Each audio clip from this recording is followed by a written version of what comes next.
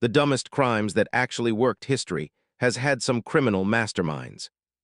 People with secret tunnels, fake identities, hidden plans, getaway cars, perfect timing. And then there are the people in this video. People who looked at a famous landmark and thought, yeah, I could probably sell that. People who stole priceless art by basically just walking out the door. People who escaped jail with something that sounds like it came from a cartoon. And the craziest part? Some of these crimes actually worked. Not forever, not perfectly, but long enough to make you wonder how anyone fell for them in the first place. These are the dumbest crimes that somehow worked. Let's start with a man who sold the Eiffel Tower. Yes, the actual Eiffel Tower. In 1925, a con artist named Victor Lustig was in Paris when he read something interesting in the newspaper. The Eiffel Tower was becoming expensive to maintain. Now a normal person would read that and think, that's interesting. Victor Lustig read it and thought, I'm going to sell it, which is insane because he did not own the Eiffel Tower. He did not work for the French government. He had absolutely no right to sell anything. But Victor understood one very important thing about people. If you look official enough, speak confidently enough, and show them enough paperwork, a surprising number of people will just believe you. So he made fake government documents. He rented a fancy hotel room. Then he invited several scrap metal dealers to a private meeting, and once they arrived, he told them the French government had made a secret decision. The Eiffel Tower was going to be torn down and sold for scrap metal. But because the decision would be embarrassing and politically sensitive, everything had to stay quiet. Now imagine being in that room, a serious-looking man, fancy hotel, official papers, a massive secret government deal. To the scrap dealers, it probably felt like the opportunity of a lifetime. One of them believed Victor completely, and not only did he believe him, he actually bribed Victor to make sure he won the deal. That's right. This man thought he was buying the Eiffel Tower and then paid extra money under the table to secure it. Victor took the money, then he vanished. And somehow the victim was so embarrassed that he didn't report it right away. Because honestly, how do you walk into a police station and say, "Hello, officer, I think a man tricked me into buying the Eiffel Tower"? So Victor got away with it, at least for a while.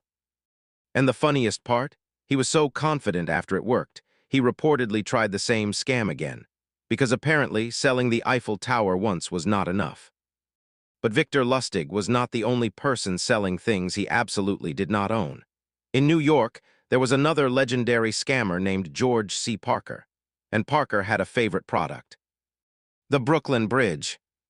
Now most people see the Brooklyn Bridge and think, wow, that's a famous piece of architecture. George Parker saw it and thought, that looks sellable.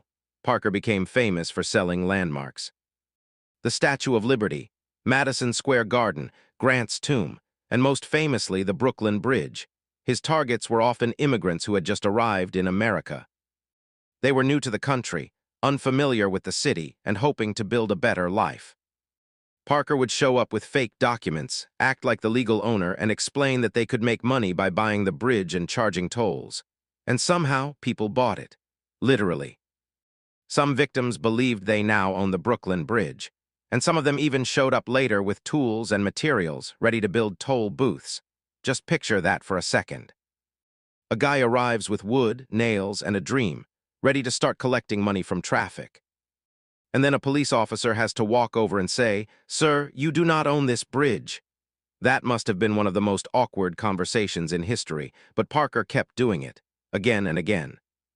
And the reason it worked was simple. He was confident, he had paperwork, he looked like he knew what he was talking about, and sometimes that's all a scammer needs.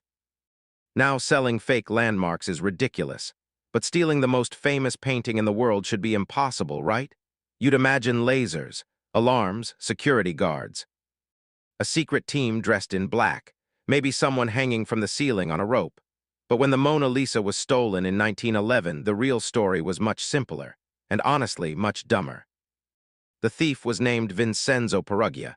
He was an Italian man who had once worked at the Louvre in Paris.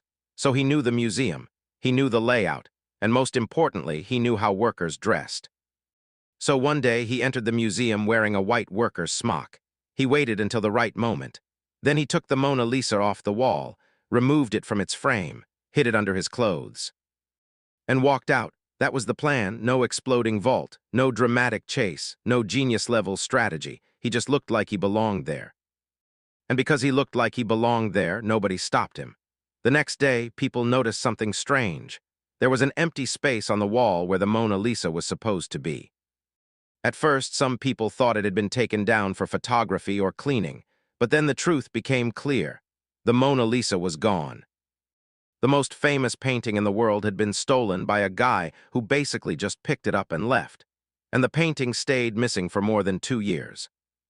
People came to the Louvre just to stare at the empty wall. Newspapers went crazy. The theft made the Mona Lisa even more famous than it already was. Eventually, Perugia tried to sell the painting in Italy. That was where he finally got caught. So yes, he was arrested in the end.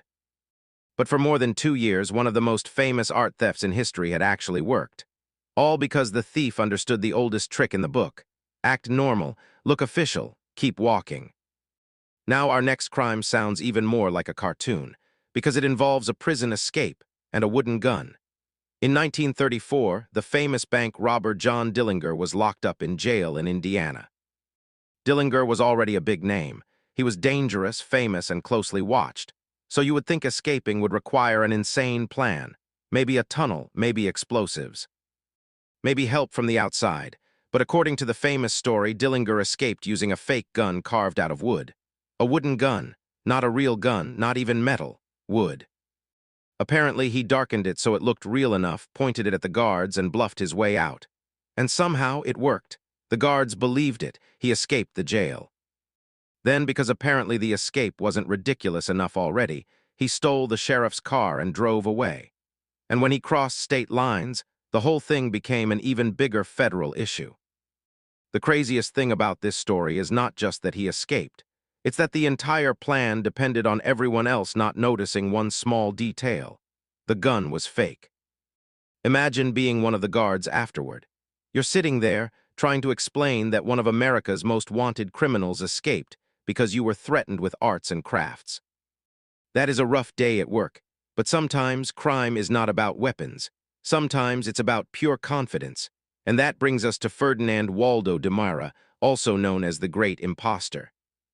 This man spent years pretending to be people he absolutely was not. He pretended to be a monk, a teacher, a prison official, a college professor, and most unbelievably, a doctor. Not just "I watched a few medical videos," doctor. He actually posed as a surgeon while serving on a Canadian Navy ship during the Korean War. Now, this should have gone horribly wrong. This should have been discovered immediately.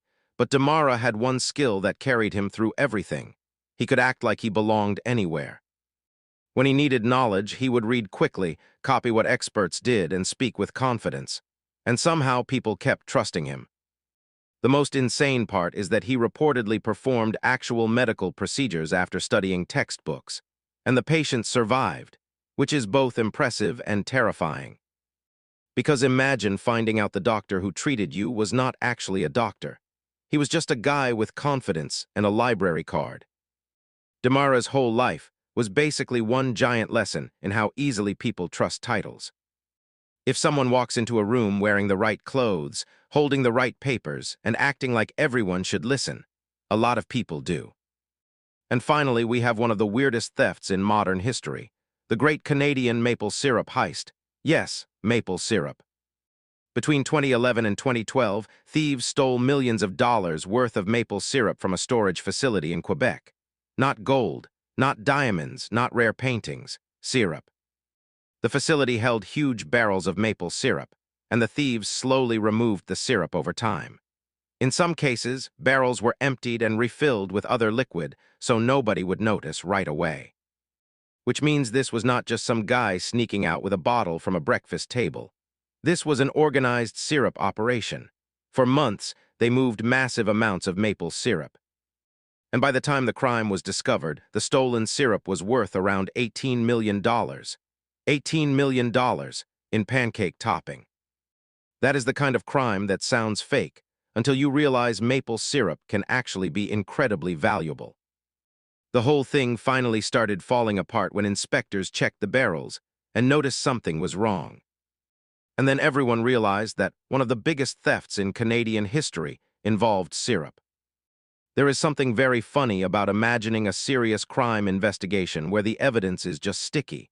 But it worked for a while, and that's what makes it perfect for this list. So what do all these crimes have in common? None of them should have worked. Selling the Eiffel Tower should not work. Selling the Brooklyn Bridge should not work.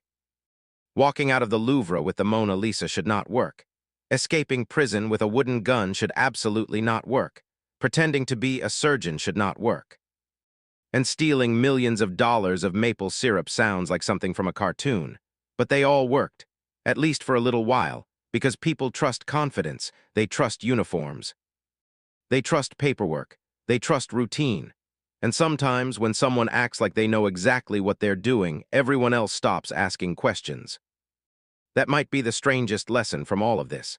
Sometimes the dumbest plan in the room works because nobody believes someone would actually be dumb enough to try it.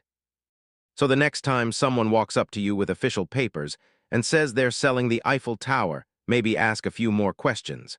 And if you want more weird stories like this, subscribe. Because history is full of people doing ridiculous things and somehow getting away with it.